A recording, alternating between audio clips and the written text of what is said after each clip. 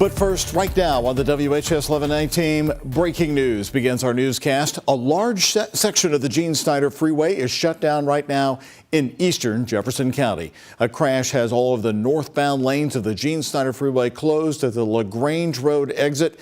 Louisville's emergency alert system says it will be a few more hours before the lanes even reopen. The crash happened at about 10:15 tonight. Now on this map, you see all of the red dots there. That's the large section there in the middle of your screen that is closed at this hour tonight. It's unclear how many cars are involved. Trimark is reporting just one involved, but at this moment, northbound lanes, all the northbound lanes at the LaGrange Road exit on the Gene Snyder in eastern Jefferson County shut down due to a bad crash tonight. We don't have any other details on the crash. We'll keep an eye on it, and if we get that during this newscast, we'll bring it right to you. And hello, everybody. Thank you for joining us on the night team. I'm Doug Prophet. Is the gold really still in Kentucky? It's our top story right here for you tonight. That's the question President Donald Trump keeps raising as he continues to mention a possible future visit to Fort Knox to check on the famous gold vault. We're actually going to Fort Knox to see if the gold is there, because maybe somebody stole the gold. Tons of gold. Well, take a look from the WHAS11 archives. Our film coverage dates back to 1974. Outside and inside the U.S. Bullion Depository right off Dixie Highway, it is still heavily guarded. And the last president to actually visit the inside of the vault was Franklin D. Roosevelt. WHAS11 night team's Jose Alonso and photojournalist Emma Gefter traveled to Fort Knox tonight to find out if surrounding neighbors believe treasures still sit within those very secure walls. The huge vault door opening to reveal bars upon bars of gold inside. From the WHAS11 archives, it's the 1970s, the last time cameras were allowed inside the vaults of Kentucky. President Donald Trump continues to speak about making a future visit to Fort Knox, specifically right here at the United States Bullion Depository. From the interchange of Dixie Highway and Bullion Boulevard, you'll get a stunning view of the building before entering the military base. But from the WHAS11 archives, here's how the late Chuck Olmsted reported it. Inside its nearly impregnable walls lies $100 billion worth of pure gold tonight, more than all the world's most wealthy could even imagine owning. Back then, we saw gold sitting inside the highly secured depository, currency the president is weary about. We're actually going to Fort Knox to see if the gold is there, because maybe somebody stole the gold. Tons of gold. But drivers stopping by a gas station in Muldraw, less than 5 miles north of the depository, believe otherwise. Why wouldn't there be? I mean, why do we have 24-hour security on it? You know? Why when I was a drill sergeant here, or my private's families pulled over on the side of the road for taking pictures of the gold vault when they drove by? So yeah, they're protecting something. Do you believe the gold is there? Yes, no, why or why not?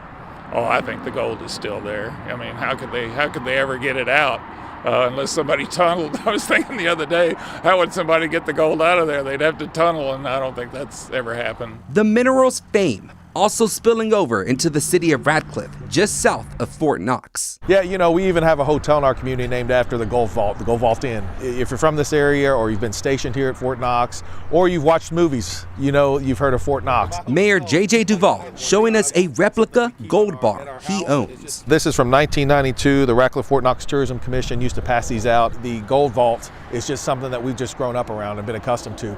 And it's just something that has been always a what's in the gold vault, that secretive, that thing. Duvall hasn't seen the gold himself, but if given the opportunity, I'd love to be one of the ones that get to see it as well. What's really within the vault doors around 50 years later? A question the public and the president are clearly fascinated to know. In Fort Knox, Jose Alonso, WHAS11 night team on your side. Great to see Chuck Olmsted's original reporting again here on the station. You know, tonight we did ask Mayor J.J. Duvall of Radcliffe if they've been informed of any presidential visits in the near future and if he's discussed traffic concerns with his own police chief. As of this moment, he says he's not heard of any dates or spoken with law enforcement about it. As for the talk about the missing gold, last week, the U.S. Treasury Secretary Scott Bessent said that there is an audit every year and that, quote, all the gold is present and accounted for, end quote.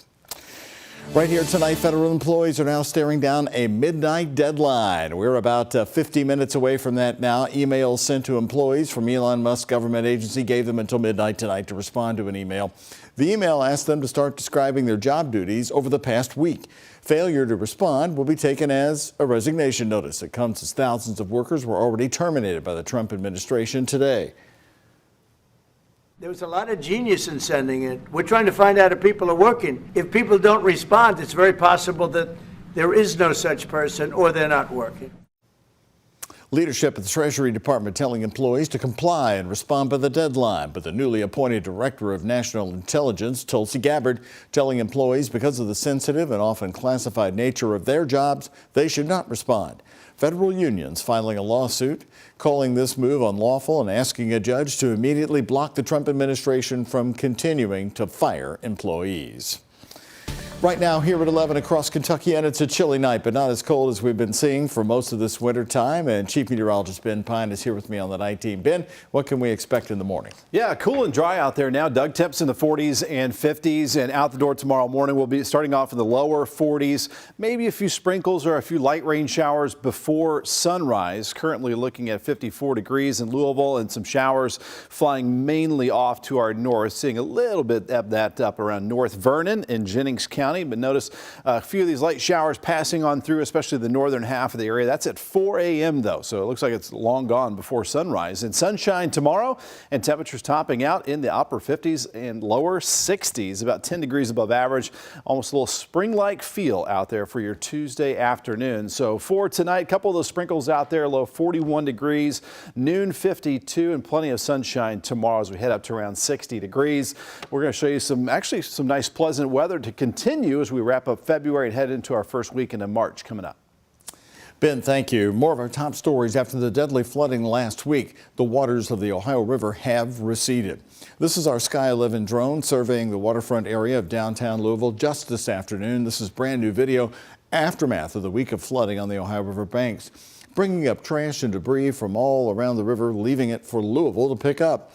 But there were volunteers there today working to clear the area. As you can see, David Nichols says maintenance is expected to haul away the natural debris in the coming days. They cannot push it back into the river. Before then, the cleanup crew is tasked with finding the plastic, styrofoam, and other litter. Waterfront Park is our city's front door. It's the first thing you see when you drive into the city. It's something that I think our city takes pride in, and they take pride in making sure it looks nice for visitors, for locals, for everyone. There's some of what they found. A lot more work to do. If you want to help out, by the way, the volunteers are heading back to the waterfront tomorrow from 1 to 4 in the afternoon. You can join in. And for survivors of the flooding in Kentucky, FEMA assistance finally approved today. Governor Andy Beshear mentioned today that he was still waiting for the president's administration to approve the request he sent days ago. Hours later, that aid was approved for things like immediate needs and cleaning supplies. This first round includes 10 Kentucky counties, but more could be added if needed. The governor thanked the federal government for doing what's right for Kentucky. Also in his update, the governor said the death toll did go up to 22 from over the weekend. State troopers are now helping the hard-hit areas. Kentucky State Police troopers continue to assist impacted homeowners in eastern Kentucky by delivering supplies, portable heaters, generators, water, and food. They're also providing extra night patrols in the areas impacted by flooding for any security concerns, and there's always worry over looting. We want to make sure that people who have been harmed don't go through even more harm. Don't forget there is a special Team Kentucky fund the governor has set up to help provide relief to storm victims. 100% of your money goes to help them. If you'd like to donate, we have a link on our website. Just go to WHAS11.com. Happening in a Louisville courtroom today, no jail time. Takesha West will not go to prison for her role in the murder of Kyle Elsie in eastern Jefferson County. Elsie was killed in 2021 by West's boyfriend, Kevin Thompson, at a car wash in Linden on LaGrange Road. She was an accomplice to the crime. Last month, the judge sentenced her to 5 years behind bars, but after one day, she was released. Since 2021, West has been on home incarceration. Today, the judge said she's free to be out in the community, but under certain restrictions.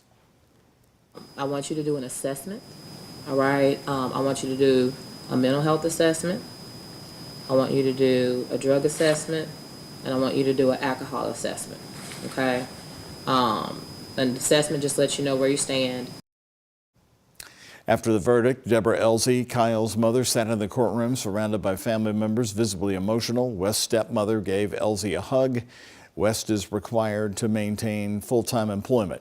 The judge said if any crimes are committed within the probationary period, West will be sent to prison for 8 years.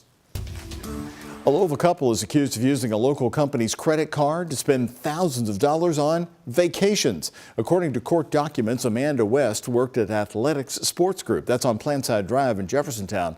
There, she had access to 3 company cards to pay for hotels and rental cars for traveling sports teams. However, company records show she was also buying hotels and booking vacations for she and her husband, Joseph Phelps. Phelps allegedly knew about the plan. The couple is accused of racking up a $44,000 bill, and they're going to be in court coming up on March 7th.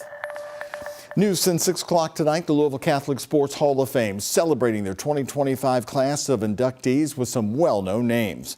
The group represents athletes, coaches, and contributors who are pillars in our community. This year included the first mother-daughter duo to be inducted, Carrie and Casey McCaw. They were tragically killed on their way to a volleyball tournament 5 years ago in St. Louis. Their family reflected on what it meant for the girls' memory to be honored with this award. Like when it happened, the first thing that I noticed was the community, and like that was the main thing. So it's just everybody gathering around, like the city of Louisville, people I didn't even know were contacting me. So the fact that the community is coming together 5 years later to celebrate them is very, very cool too. Also tonight, among some of the other inductees, Mo Demling, the Nord family, Steve Tompkins, and Deacon Greg Gitcher.